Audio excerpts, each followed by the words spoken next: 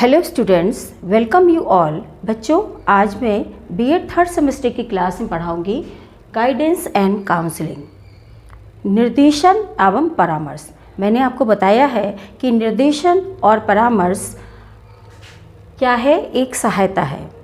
कब दिया जाता है? जब किसी बालक को शैक्षिक लेवल पर, जब किसी बालक को समस्या होती है या फिर किसी व्यक्ति को किसी भी क्षेत्र में अगर समस्या होती है तो उस समस्या से खुद को निपटने के लिए, स्वयं को तैयार करने के लिए कि उस समस्या से किस प्रकार समाधान ढूंढा जाए, इसके लिए हमें निर्देशन दाता गाइड करते हैं। निर्देशन हमें जन्म से लेकर मृत्यु दम तक मिलती रहती है। वो किसी न किसी रूप में मिलती है। कभी वो हमारे शिक्षक के रूप में, कभी हमारे पेरेंट्स के रूप में, कभी सहपाठी के रूप में, कभी हमें अपने बड़ों से, कभी हमें अपने छोटों से। बट टाइम टू टाइम हमको निर्देशन मिलता रहता है, गाइडेंस मिलता रहता है। आज की क्लास में बच्चों हम क्या पढ़ेंगे? आज की क्लास में हम पढ़ेंगे निर्देशन की प्रक्रिया क्या है, प्रोसीजर क्या है।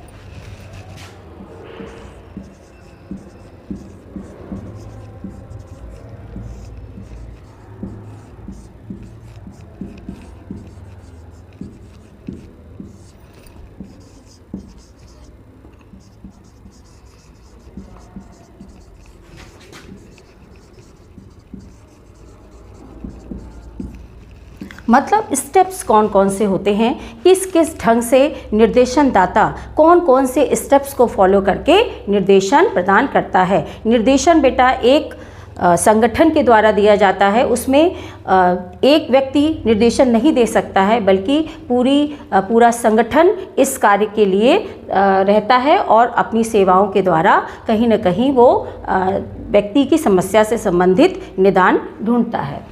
तो बच्चों, सबसे पहले हम देखेंगे कि अगर निर्देशन की प्रक्रिया की बात आती है तो सबसे पहला स्टेप ये क्या है?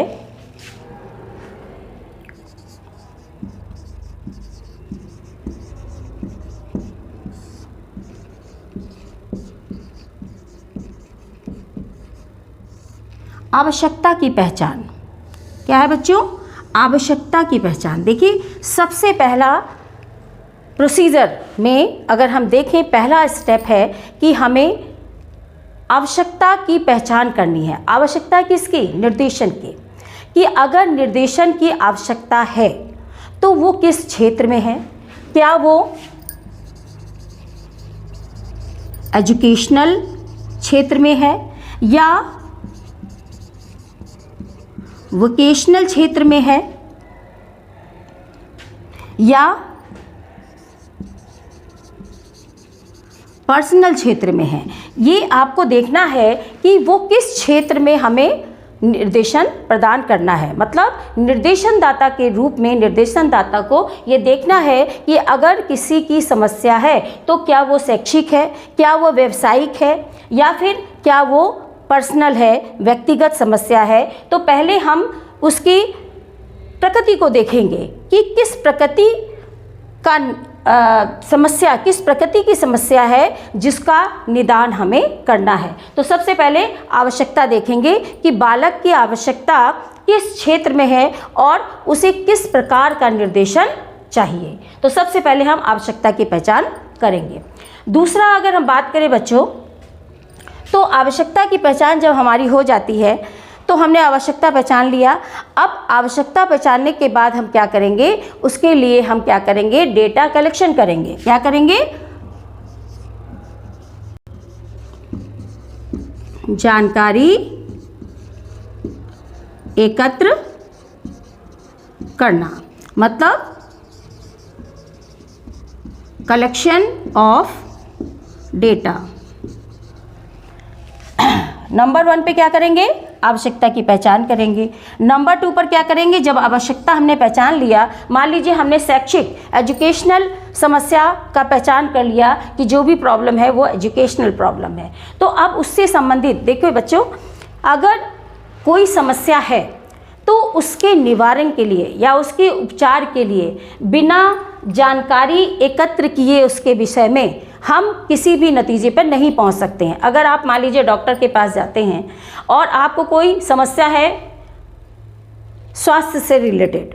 तो आप वहाँ जाते हैं, जब मान लीजिए आपके पेट में दर्द है, तो आपने गए अगर डॉक्टर के पास, आपने कहा कि मेरे पेट में दर्द है, तो वो आपसे डायरेक्ट तो इंजेक्शन नहीं लगा देगा, ना ही डायरेक्ट आपको टैबलेट दे देगा, ना ही आपको डायरेक्ट मेडिसिन दे देगा। वो सबसे पहले क्या करेगा, वो सबसे पहले कारण को जानेगा कि आखिर पेट में दर्द है तो उसका क्या कारण है। अब उस कारण के लिए वो क्या करेगा, जानकारी एकत्रित करेगा। कि समस्या की जानकारी एकत्रित करना, जानकारी में वो विभिन्न प्रकार के डेटा कलेक्ट करेगा कि व्यक्ति की रुचि क्या है। अब विद्यार्थी से संबंधित अगर समस्या है, मान लीजिए कि बालक को इंग्लिश में नंबर बालक के कम आ रहे हैं, तो क्या कारण है कि बालक के नंबर बराबर कम आते जा रहे हैं। तो इस समस्या से निकालने के लिए क्या करना पड़ेगा, जानकारी एकत्रित करनी पड़ेगी कि आखिर क्या कारण है इसका। तो अब बालक के विषय में उसकी रुचि का पता लगाएं, उसकी योग्यता का पता लगाएं, उसकी आवश्यकता का पता लगाएं, उसका परिवेश का पता लगाएं। सभी चीज़ों से जानकारी एकत्रित करें और इस जानकारी एकत्रित करने के लिए विभिन्न प्रकार की प्रविधियों का प्रयोग करें। प्रविधियाँ कौन कौन सी, जैसे मान लीजिए हम इंटरव्यू मेथड से निकालते हैं, इंटरव्यू लेकर के, साक्षात्कार लेकर के हम डेटा कलेक्ट करते हैं, या फिर हम ऑब्जर्वेशन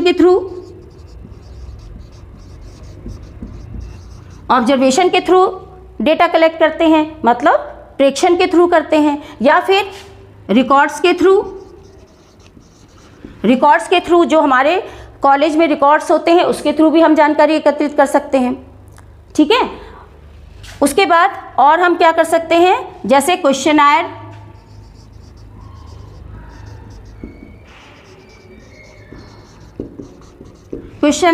मतलब प्रश्नावली बना करके, विभिन्न प्रकार के प्रश्न बना करके और उनसे कहा जाए कि इनके आंसर आप यस या नो में लिख दीजिए। तो हम इन विधियों के द्वारा, ये सारी क्या हैं, विधियां हैं,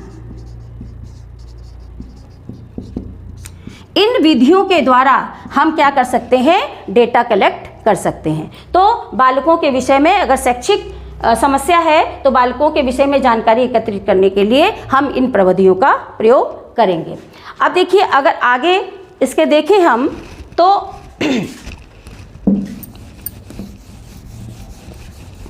जब हमारी पहचान हो गई,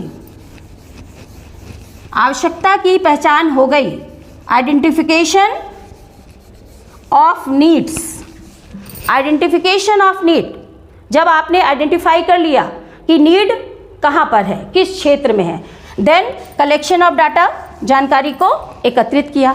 अब जब जानकारी हम बच्चों एकत्रित कर लेते हैं तो जानकारी का हम क्या करते हैं, थर्ड स्टेप में हमारा क्या आएगा, विश्लेषण।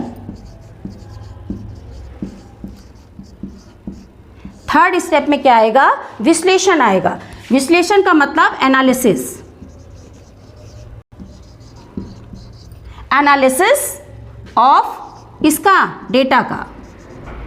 डेटा का हम क्या करेंगे, एनालिसिस करेंगे, उसका अध्ययन करेंगे कि जो भी हमने जानकारी एकत्रित की है वो सही है कि नहीं है, उसकी गहराई से उसका अध्ययन करना, उसकी प्रकृति को समझना, समस्या की प्रकृति को समझना। ठीक है। तो विश्लेषण के थ्रू हम समस्या की प्रकृति को समझते हैं कि समस्या की प्रकृति क्या है। उसके बाद सारी डिटेल, जितने भी डेटा हमें प्राप्त हुए उन सब का विश्लेषण करके, उन सब का अध्ययन करके हम क्या करते हैं, कारण का पता लगाते हैं। किसका, रीजन ऑफ प्रॉब्लम्स, रीजन का पता लगाते हैं कि समस्या का कारण क्या है। ठीक है। तो थर्ड स्टेप में हमने क्या किया, विश्लेषण किया कि हमने जो रिकॉर्ड प्राप्त किए हैं वो सही है कि नहीं है, ऑथेंटिक है कि नहीं है, उसकी प्रकृति को समझा, समस्या के कारण को जाना और उसके बाद हमने पूरा डेटा का एनालिसिस किया। तो थर्ड स्टेप में हमारा आ जाएगा विश्लेषण। उसके बाद आता है हमारा बच्चों समाधान व योजना। अब क्या करेंगे हम, चौथे स्टेप पे समाधान व योजना। क्या करेंगे हम? आवश्यकता अनुसार बच्चों को उपाय देंगे। क्या करेंगे?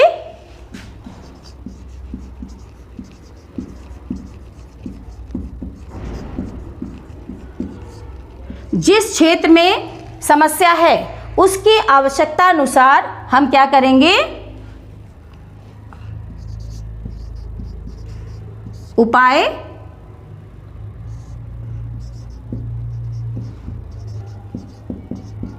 बताएंगे। ठीक है, आवश्यकता अनुसार उपाय बताएंगे। तो देखिए, समाधान और योजना। समाधान हमने उपाय ढूंढा और उस समाधान के लिए हमें कौन कौन सी प्लानिंग करनी है, मतलब planning of remedial measures. Planning of remedial measures मतलब कि उसके लिए हम क्या क्या योजना बनाएंगे, उसके समाधान। पहले तो हम समाधान ढूंढेंगे, इसका समाधान कैसे, क्या हो सकता है इसका समाधान। उसके बाद उस समाधान को प्राप्त करने के लिए, मतलब उस समाधान के लिए हम क्या करेंगे? योजना बनाएंगे, प्लान बनाएंगे। तो चौथे स्टेप में हम समाधान को ढूंढेंगे और फिर उसके बाद समाधान के लिए योजना बनाएंगे। जब हमारी योजना बन गई बच्चों, फिर क्या होगा? उस पर काम होगा।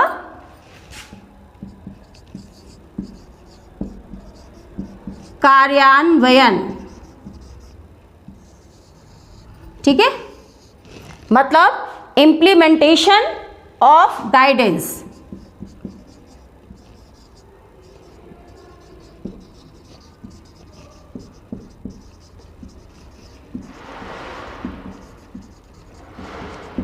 इम्प्लीमेंटेशन ऑफ गाइडेंस मतलब उस पर कार्यान्वयन होगा, उस पर कार्य किया जाएगा, मतलब पता लगाया जाएगा कि बच्चे की समस्या अगर है तो कहाँ पर है और किस तरह से हम योजना जो हमारी बन गई है तो हम किस तरह से उसको व्यवहारिक रूप से उसकी समस्या का निदान कर सकते हैं। ठीक है, उसके बाद जब हमारा कार्यान्वयन हो गया, मतलब बनाई गई योजना को व्यवहार में ले आए।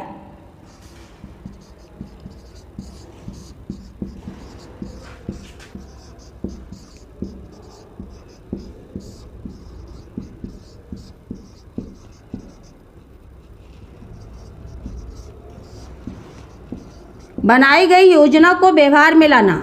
ठीक है, व्यवहार में ले आए। उसके बाद हमने क्या किया? समस्या का समाधान करने में व्यक्ति की मदद की, उसको इस तरह से कैपेबल बना दिया, उसकी क्षमता का इस तरह से विकास किया जिससे कि वह अपनी समस्या को स्वयं समझ करके और उस समस्या का निवारण करने के लिए तैयार हो गया। ठीक, एट लास्ट जो हमारा प्रोसीजर में सबसे लास्ट स्टेप है वो क्या है बच्चों? अनुश्रवण।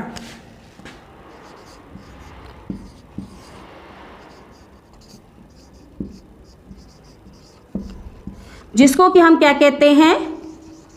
Follow up. फॉलो अप, अनुश्रवण मतलब जो हमने निर्देशन दिया, निर्देशन का क्या करना? मूल्यांकन करना।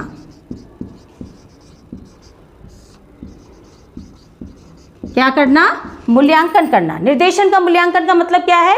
निर्देशन का मूल्यांकन का मतलब है कि जो भी हमने समाधान के लिए जो चीज़ें अपनाई, जो जो योजना बनाई और जिस जिस चीज़ को हमने फॉलो किया, उसके बाद निर्देशन के बाद समस्या समाधान किस हद तक हुआ, खुद का मूल्यांकन करना, निर्देशन का मूल्यांकन करना कि निर्देशनदाता ने जो निर्देशन दिया, जिस भी प्रकार की समस्या थी उस समस्या के लिए जो भी निर्देशन प्रोवाइड किया, तो उससे समस्या का समाधान किस हद तक हुआ या कितने % हुआ। ठीक है, तो फॉलो अप बहुत ज़रूरी है। निर्देशनदाता को इस स्टेप को जरूर फॉलो करना चाहिए जिससे कि आगे फर्दर अगर हमें पता चल जाए कि हाँ 60% समाधान हो गया है लेकिन 40% अभी रह गया है, तो आगे उस पर कार्य किया जा सके। ठीक है, तो आज की क्लास में हमने बच्चों क्या पढ़ा कि निर्देशन की प्रक्रिया कौन कौन सी होती है, उसके कौन कौन से स्टेप्स होते हैं, कौन कौन से स्टेप्स को फॉलो करके एक निर्देशनदाता प्रॉपर वे में निर्देशन देता है। तो आज की क्लास में इतना ही, नेक्स्ट टॉपिक पढ़ाऊंगी नेक्स्ट क्लास में। Thank you.